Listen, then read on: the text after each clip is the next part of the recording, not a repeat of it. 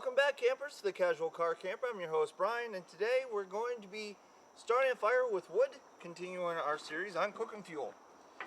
Now, most campgrounds will have a fire pit with a grate.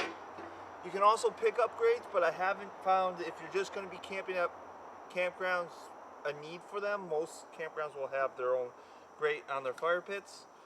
And you can also buy wood from the campgrounds. If you're not buying from the campground, I would get wood local. Most states now have laws about bringing outside wood into the state because of, I'll put the name of the beetle up here. I can never remember what it's called. I've heard it called the woolly adelgia. I've heard it called the Asian long beetle. But in New England, it's caused a lot of problems. It's caused a lot of problems with trees. So the forestry agents have been cutting out infected trees and have cut down on the transfer of wood between states. So you will need to either buy your wood at the campground or local to where you are. Some campgrounds won't let you bring out off-site wood. Some will allow you to bring local wood. A lot of campgrounds will have wood for sale around them. So I just picked this up at the local hardware store right up the street. So what I'm doing is I'm making basically like a barbacoa design. I've got two pieces of wood.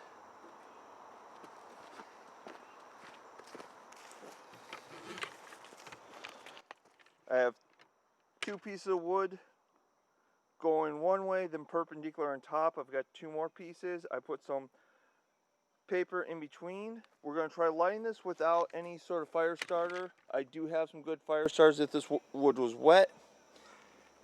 I always like to start without any assistance. I always like to keep one extra piece around. So what I usually do is whenever I get junk mail, I'll hold on to it because I'll use it for when I go camping, or if I have to, or if my friends have a bonfire around their home, I'll do that. So it rained recently, so I know the ground underneath this is wet, so I don't have to worry about cutting on it, moving out ashes or anything. So all we're going to do is grab my, I could use that lighter, but I have a lighter I prefer to use when I'm starting fires.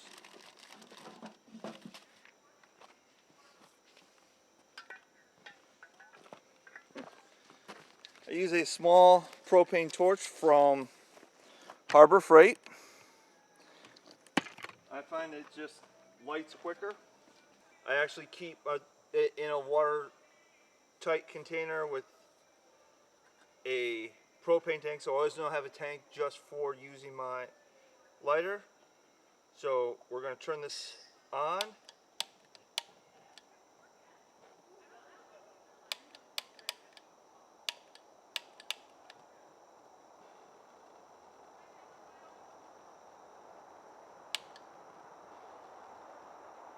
If you're not getting a good flame, stop. Make sure you're getting a good seal from your lighter. I think the problem is this can's just got a little bit of rust on it, so I'm just wiping off the rust. I'm going to put it back in. Because if you're not getting a good seal, or you're not getting your propane going up into your torch, that means it's leaking out around you, and that can be dangerous. So again,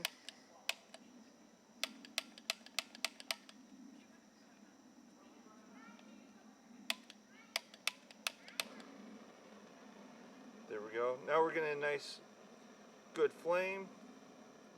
We're going to open it all the way up. And we're just going to light the paper up in a couple spots.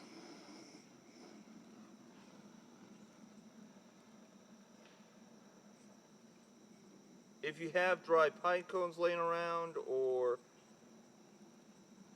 birch or dry pine needles on the ground, do not pull them off the trees. You can also use those as a little extra kindling. Right now all I have is I have some cardboard from some boxes. I have a few pieces of wood, bark from the wood that I purchased, and I have a little bit of newspaper that I got from the local in the paper.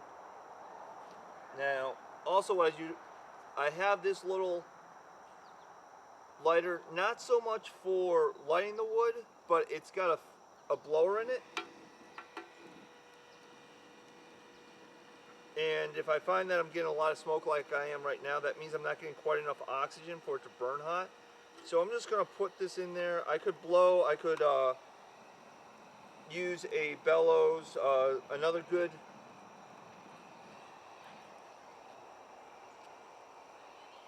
way to get some air in there is if you have a hand pump for inflating your air mattresses, you can actually use that as a bellows. I think I'm going to need to shave some wood because I'm getting a lot of smoke. I'm going to shave some wood so I get some small stuff that I'll cut up. So what you can do is you can take a piece of wood, put on your safety gloves, and a pair of safety goggles.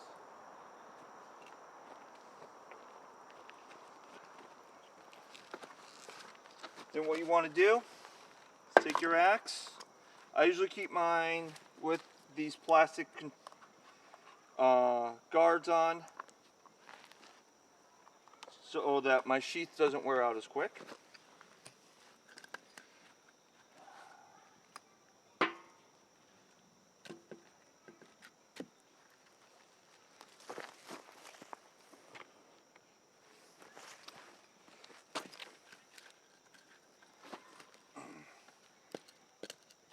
And I try to stand it where I don't have to hold it because I don't like getting my hands in the way of my axe, if at all possible.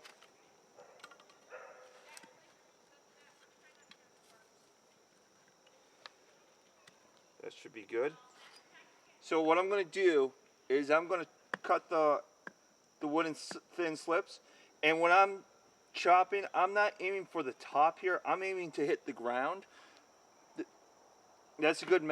That's what a lot of sports will call follow through. You push your hands to where you want your target to be. Right now, my target is to go all the way through this wood, so I'm thinking about hitting the ground like this.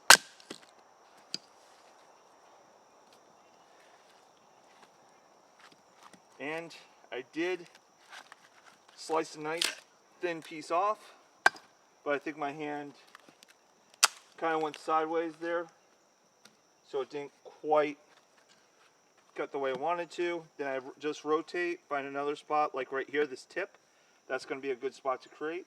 Again, if I just was aiming for the top, I might get a little ways in, but that's not what I want. I want follow through. So again, for that tip, and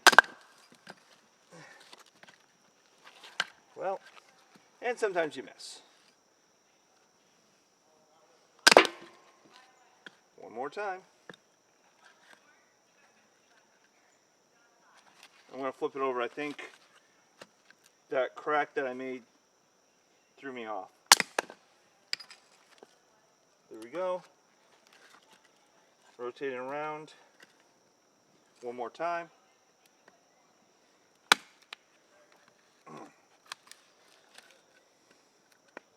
That was too soft. I didn't hit it hard enough and did not have follow through.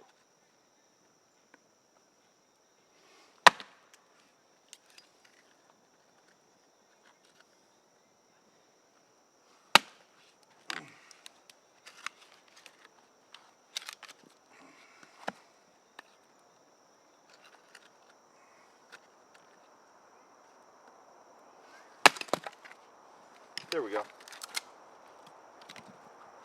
Alright, so between the smaller piece of wood and the paper, we got a nice fire going. First thing I'm going to do is going to take my lighter, put it back in the steel box so it's protected from the heat. Pull up the grate, and now we're going to grab our dinner. Alright, so what I have is some homemade stew. I've already cooked it, I just need to warm it up. This should look familiar. First time I'm using my new Stanley pans.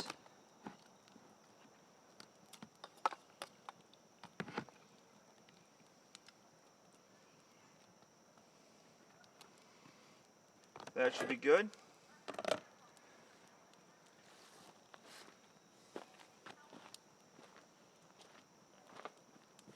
Now,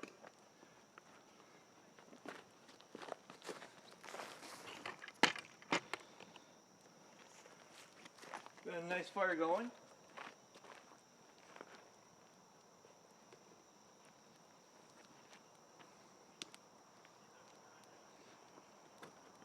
So I would prefer not to have that right on the flames. So what I did was I'm putting it in the back corner so it still gets the heat, but I'm not getting these flames licking up around it. I'm actually wearing fire gloves. These are fire gloves. I keep these gloves with my camping kit. I only use them for camping. And I always check them at the end of each camp. Each time I'm camping, I check them, and beginning of each season, I check them, make sure they don't have any holes, that they're in good shape, they're a little dirty, but no holes, no obvious spots where I could get burnt if I'm grabbing a log. So now what you're going to do is just like normal cooking, you're just going to sit and keep an eye on it. Probably going to want to stir it a little bit so you don't get anything burnt on the bottom.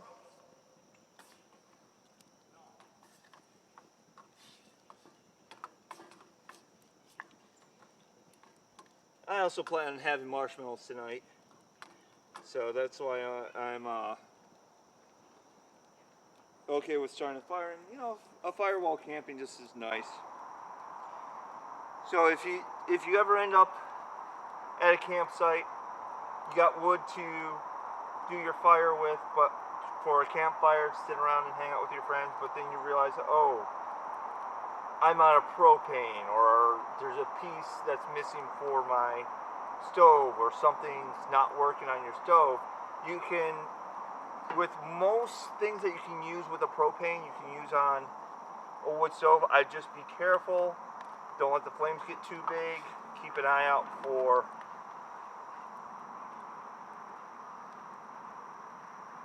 too much soot getting along the bottom, and don't put it directly over the main part of your flame. Put it off to the side.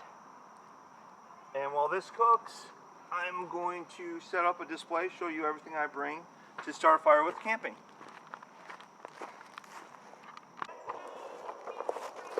Alright campers,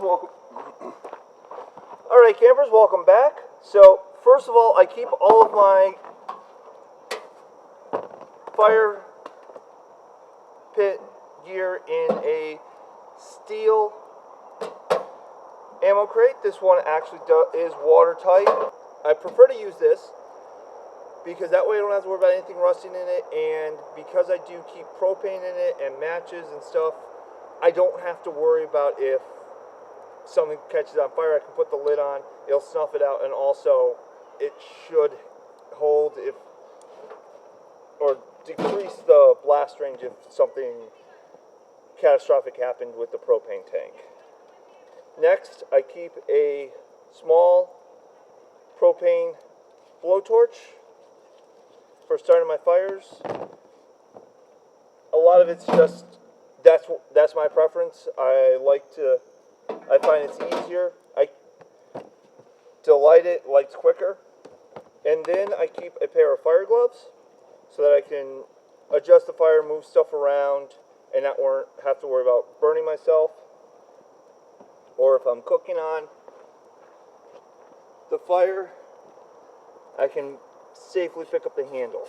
Always keep an eye on your food. If it starts bubbling, stir it, pick up, move it around.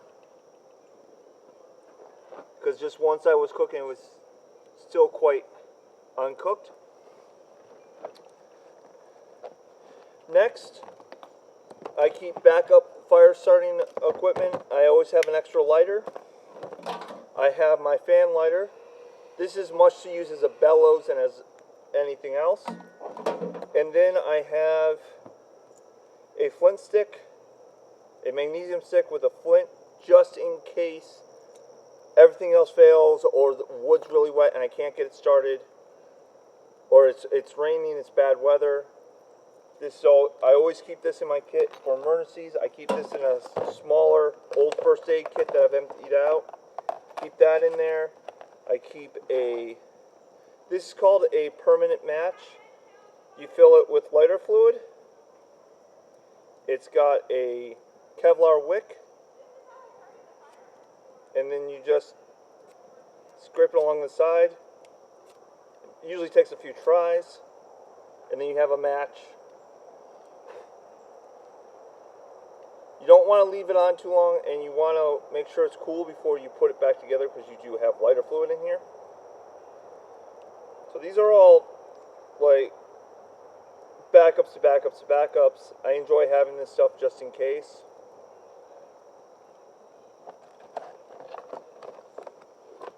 And then I keep this instant fire starter I picked up, Instant Fire fire starter. It says it's military grade. You can find it online on Amazon. It was originally on Shark Tank. I've actually used this at a site that was getting torrential rain for a week. Everything was soaked. Our wood got wet. And I used this to start the fire and had no problems. And then once the fire was going, I put the wood around the fire pit so it would dry out. Leading me to, I also keep a tarp in with my fire kit. This is to put over the wood, under the wood, around the wood, so that it stays drier. Keep a small little saw to cut down, to trim down branches, fallen branches only. I keep 2 axes. This is a small hatchet. This is a more modern hatchet. It's got a little bit of a hammer on it. I like to keep them both on hand just in case. I keep a small flashlight. Unfortunately, no batteries in it. I forgot to check that before I came. Always check all of your flashlights. Make sure you have batteries. And then I keep my short-handled sledgehammer. And this is called a maul. It's for splitting wood, and it's got a hammerhead on the back. That's both for being used as a hammer and for you to hit with a sledgehammer if it gets stuck. So these are all things I use so I can split wood and cut it down to size. I've been at campgrounds where they were big logs. I bought 2 big logs and cut them down to size using most of what you see here. And always have a pair of safety goggles when you're splitting wood, and also make sure you have. Last but not least, I keep a pair of heavy-duty work gloves with my stuff. These I wear when I'm chopping the wood, handling the wood, because the stuff that I do with these could wear out my fire gloves, and the fire gloves are more expensive, and I want to make sure I don't have to worry about replacing them more than I have to. Some safety notes: always make sure that you stay with your fire once you get it started. Never leave it unattended. Keep either a fire bucket, a fire extinguisher, or a shovel nearby. I have all those in my car. That way if you have to put the fire out immediately, you can. Alright folks, and always make sure you have some safety gear just in case. I have a metal coffee pot full of water, and I have my Coleman shovel handy, so all I have to do is open it up,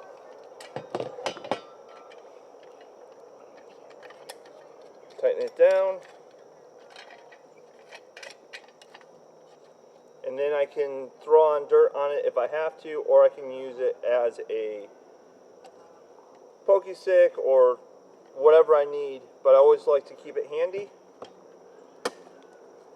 just in case, and keep water poured out if I have to. It's also a good idea when you're done, douse the hot coals, especially if it's been a dry summer. Okay, campers, if you have any questions, leave a comment down below or contact me through the Casual Car Camper on Facebook, link down in the description. Give me a like and subscribe if you're enjoying this series. And as always, remember, as long as you're having fun, you're doing camping right.